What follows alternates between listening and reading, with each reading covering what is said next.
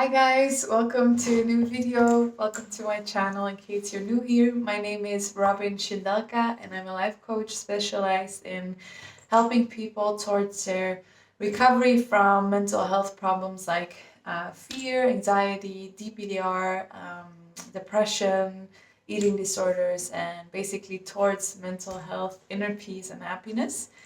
And today I wanted to, as you see in the title of this video, run over the step-by-step process of recovering from DPDR and existential anxiety. I've made a lot of videos on this topic of DPDR, of existential anxiety, but I've never really walked you guys through what the recovery process looks like step by step and what you can do step by step to recover, because it's kind of like when you go through a breakup, you can't just jump from the heartbreak to feeling confident and happy again. There's different stages to go through and different steps and practices that go with every stage.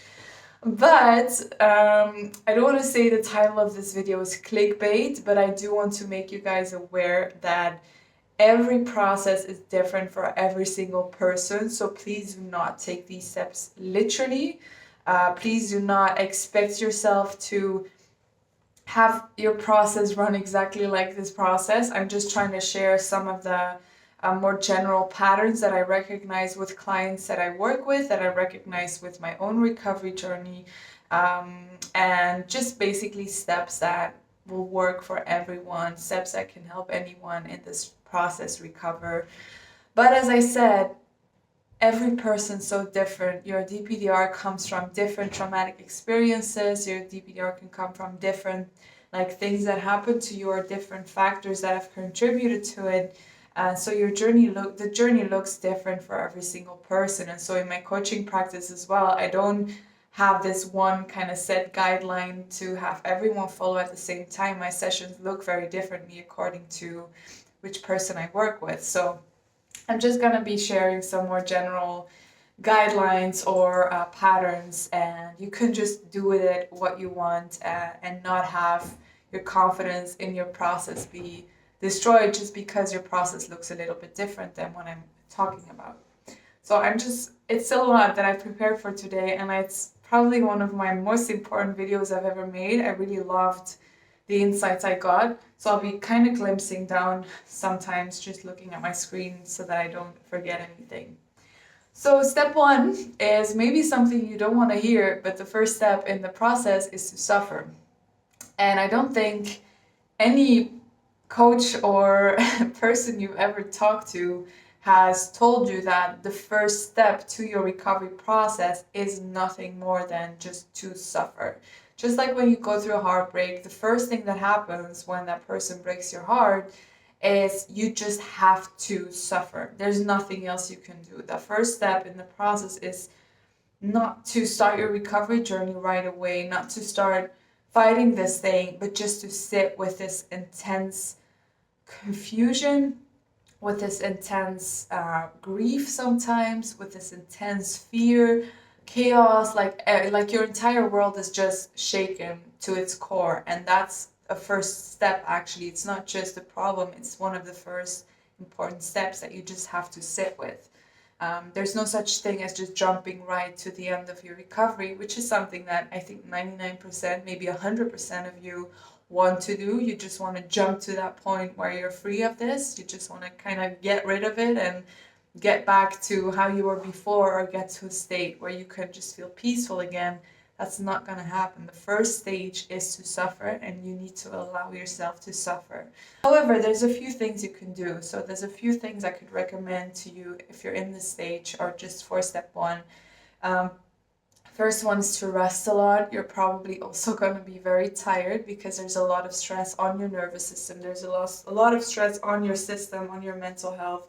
And you just have to allow your body to rest, allow your nervous system to kind of cool down that first little bit. So don't pressure yourself, don't do crazy things, don't go finding the solution right away. Just rest, allow yourself to be confused, allow yourself to be depressed, to be very anxious, to be in a state where you have panic attacks and where you just don't know how to figure your stuff out because you don't just in the beginning, and that's okay. That's a part of this process. Um, Talk to someone about how you're feeling. Allow yourself to show to the people close to you, like, I'm going through this, like there's something happening. Just talk about it. Maybe don't go finding the perfect solutions right away, but just let your environment know what you're going through. Another thing you can do is just go and start exploring some podcasts, some meditation, some books, in between resting, in between allowing yourself that space to just be in the chaos.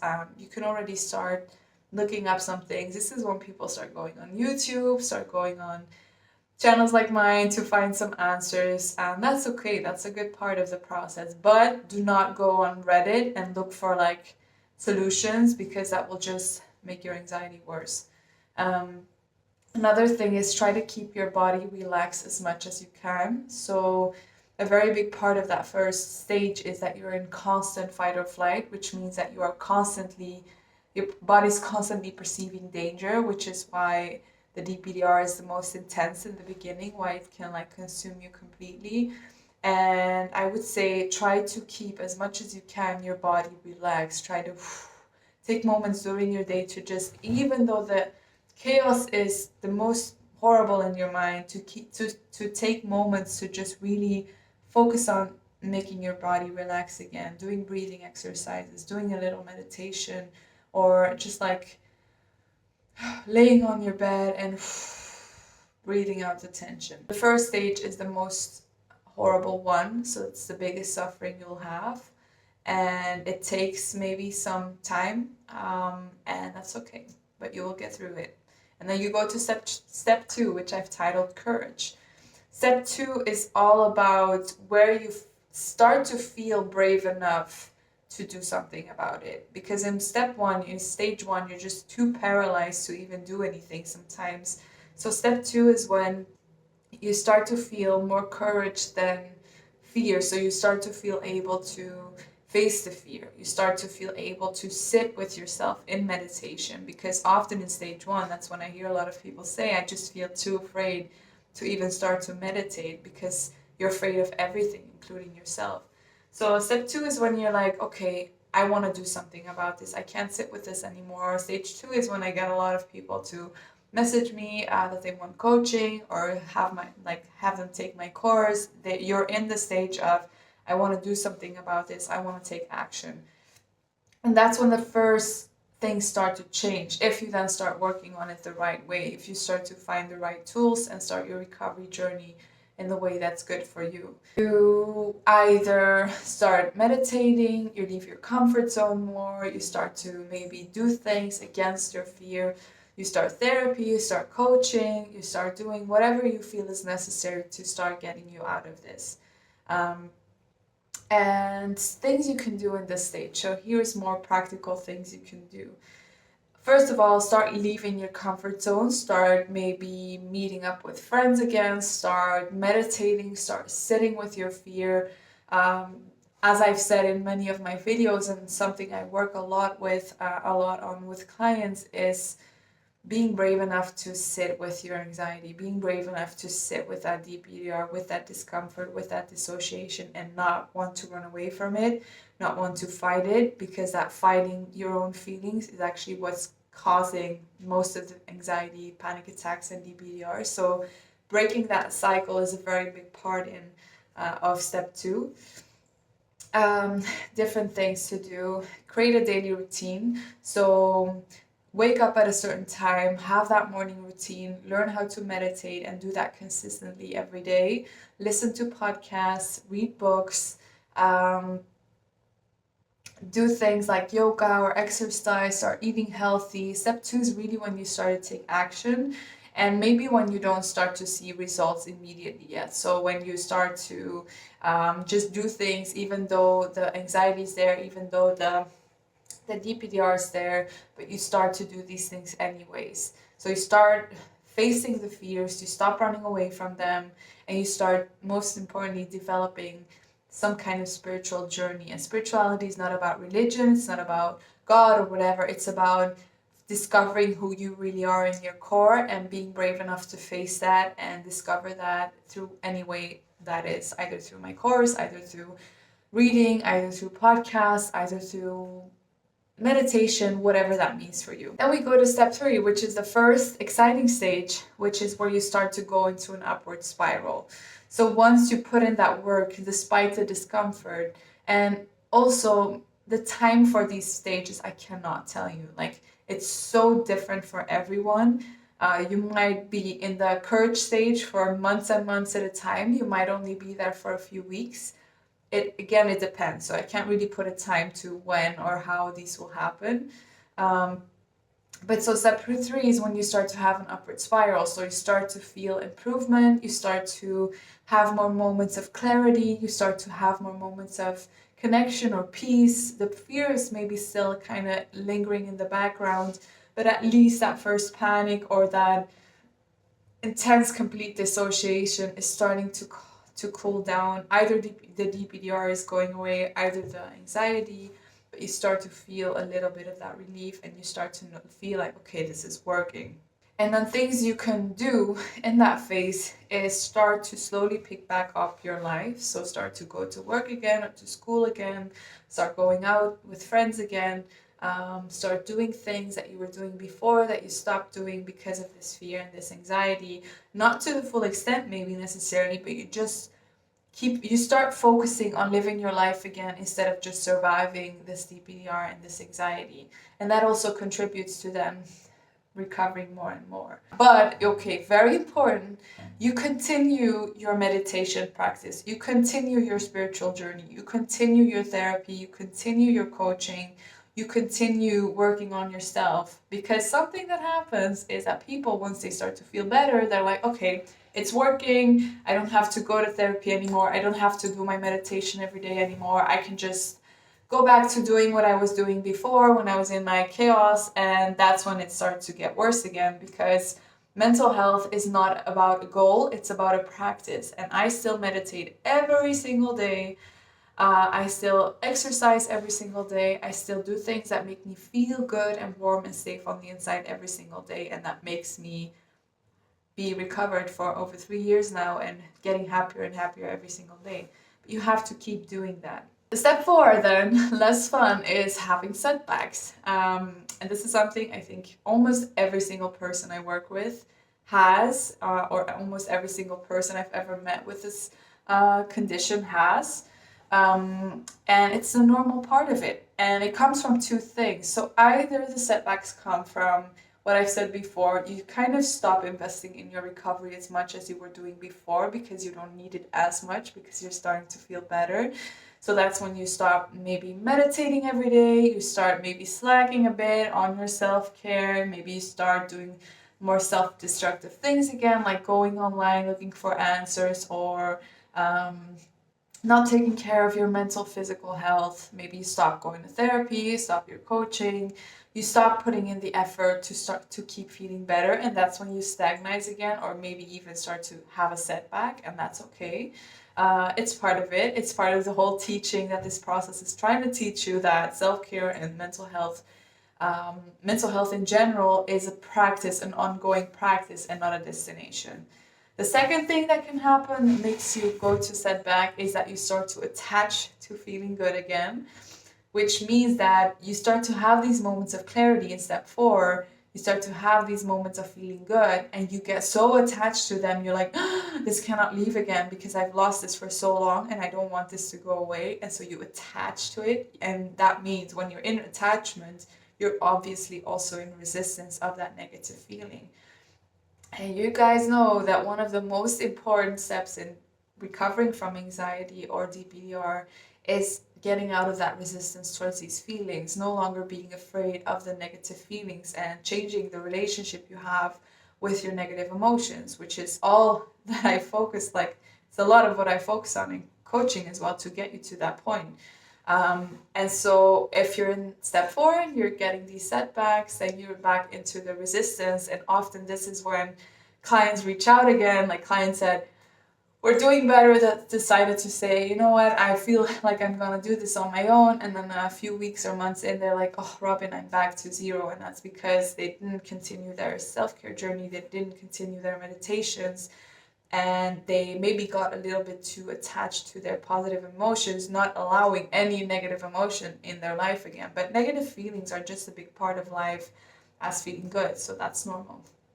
Things you can do if you're in step 4 is letting go of your need to feel good. So letting go of this perfectionism about your recovery, letting go of this time that you've time pressure that you put on yourself to recover, just letting go of your process, of your entire process, and just letting go while keeping doing the practices that make you feel good. So that's what I also mean with keep meditating every single day, keep going to therapy, maybe on a lesser basis, not every week, but just keep that process going, keep reading books, keep practicing acceptance.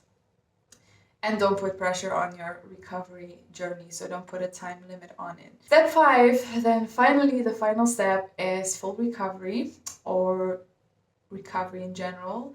And a very important word that I put with that is confidence, because I feel like the fundamental part which gets you to step 5, where you can feel okay again and recover, is confidence in your own ability to sit with your own emotions, to sit with yourself. And that thing, the one element that I see in every single person that's recovered, what they all have in common is that they are no longer afraid of their own fears, that they're no longer afraid of experiencing anxiety, that they're no longer afraid of symptoms of DPDR.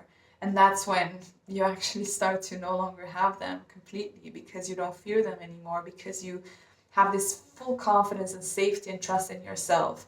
And if you feel within that you trust yourself, that you feel confident about yourself and your own ability to handle your emotions and your setbacks, and you feel safe with yourself no matter what emotion you're having, no matter what experience you're going through, that's when, from the inside out, your nervous system is healing, is fully healed, is fully radiating that safety through every single cell of your body. And when your body and brain can finally let go of that need for protection through creating this dissociation, and that's when you know you're recovered, when you don't even need to be recovered anymore, because you feel so confident in your own capacity to sit with your discomfort.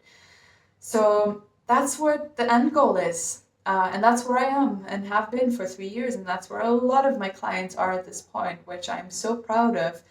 And you will still have moments of fear, even if you're recovered. Sometimes I still have moments of anxiety, moments of fear where I'm like, thinking about life, thinking about death, thinking about losing something that is important to me. And that still gives me some fear sometimes, but it does not make me suffer anymore. It's more of it's even a comforting feeling sometimes, because it's so known and so accepted in my whole being that I don't feel afraid of it anymore. And so these moments only last like a few minutes, and then I'm good again for a few weeks. So the end goal is never have fear or discomfort again. The end goal is to feel confident and safe with yourself, even in the discomfort. I really love this video. I really think this is gonna help a lot of people. Well, I hope so. If it doesn't, that's too bad. But yeah, I thank you for watching this video today. If you appreciated it, if you liked it, just comment in the comment section. Maybe share with me which stage you're on, or which stage you feel you resonate with. For those of you that are interested in working with me one-on-one, you can always schedule a free intake session with me for one-on-one coaching through my website. The link's in the description. And you can also always join my recovery course, which is a full package of everything I know to recover from anxiety and DPDR that you can run through by yourself. You will also have the support of a WhatsApp community of people that are trying to recover or are recovered. I'm in that group as well, so I'll be reading your messages. And yeah, that's it for today. I hope you have a beautiful day, and I hope to see you guys soon in my next video.